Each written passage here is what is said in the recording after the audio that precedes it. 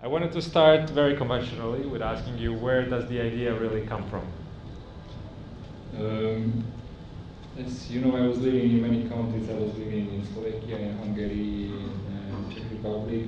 I was living in Latvia when I was writing this film. So I was in basic, I was looking for a story when a main hero is coming from East Slovakia to Latvia. And at first I had to decide if it should be like a my generation character or it should be some older generation. And it was pretty soon clear that from a dramatical point of view and also from my personal point of view, it was more better to have my parents' generation. And of course, their story and my story is a lot in it. And as I was living in so many places, I was really wanting to have a story which is like a road trip, like on a way story, like not being feeling at home story. And somehow to show this Middle East European essence of life. The film has a very political theme underlying, no matter how absurd or how funny it can get, but there's this feeling that you're really deconstructing the post-socialist society of this part of the world. So was that intentional? Was that something that you started off with, or was it something that you were discovering along the way? No, it was very conscious, and I think here in Montenegro it's all the same, like it is in Slovakia, Hungary, or Latvia, because we were all kind of part of this East Bloc, of this post-socialistic countries, so-called, and it's kind of the reflexes are still the same. And when we were looking for the situations of country when the hero is leaving his own country and going first time in his life abroad and going to the sea first time in his life, he's leaving his home to a place which he thinks will be very different, but at the end will be in so many ways very the same as at home, because it's all part of this block.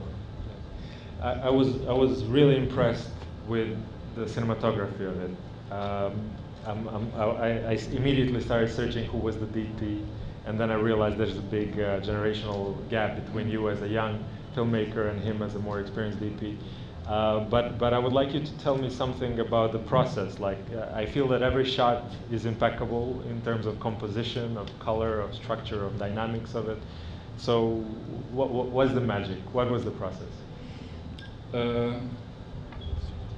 Already in the writing the script process with the writers, we traveled through Latvia and Estonia. So before starting to write the script, we knew kind of what kind of location we will have, so we could get all the atmosphere and everything to the script. And it's already set up or the future location scoutings, and of course we traveled more with the DP and the set designer, and with a really proper selecting of location, and where the most important aspect was, yes, that they have to work strong enough without making big tricks or changing them. But we were also very focusing to be not very concrete, in a way that you don't see it, you don't see the concrete cities, you don't see the concrete place, so we can stay kind of universal. And to be honest, we didn't make a storyboard before, some shot lists. We didn't really prepare before. We just knew what kind of techniques or camera moving equipment we need, and we just came to the spot, and everything we decided on the spot. Well done. Yeah. And another layer of the film, which I was particularly impressed with, was the very subtle symbolism of certain elements in the shot. You know, the nun with the McDonald's, or just the McDonald's element that you find elsewhere. That was, I guess, purposeful, or how did you come up with all? Because I can see it throughout the film. I can see that it feels you're sending us a message here. Well, we spent like 3 years writing the script, so we can work on a lot of funny details and all the elements of the scripts and all the layers. And for example, the nun comes from our common teacher, like Ivo Trajkov, because we knew like the film really starts when he goes abroad and he starts to traveling, and Ivo was telling me that okay, you need something in this traveling which starts to teach the audience that you need some absurd and you need some character you will lose. To teach the audience that there will be many characters just for episodes and never come back anymore. So that we were looking for some special character for the traveling, because Ivo and the non, for example. And your film is the first Slovakian film to have a premiere in Cannes Film Festival. In a competition, yeah. And it's your debut yes. that gets into Cannes. How does that happen? I mean, obviously there's the quality of the film. What is the question? Yeah. I mean, tell me something about that day when you find out, that waiting, and then the premiere. How did that work? I mean, your impression is really what I'm searching for here, of the whole experience. You don't get the experience. You get the experience like 2 months later, and you go to Cannes, and I did it like, okay, it's work, because I had many days like interviews from 8 o'clock to 5 o'clock, and you still really have to be focused, and like, you perceive it like from a work point of view.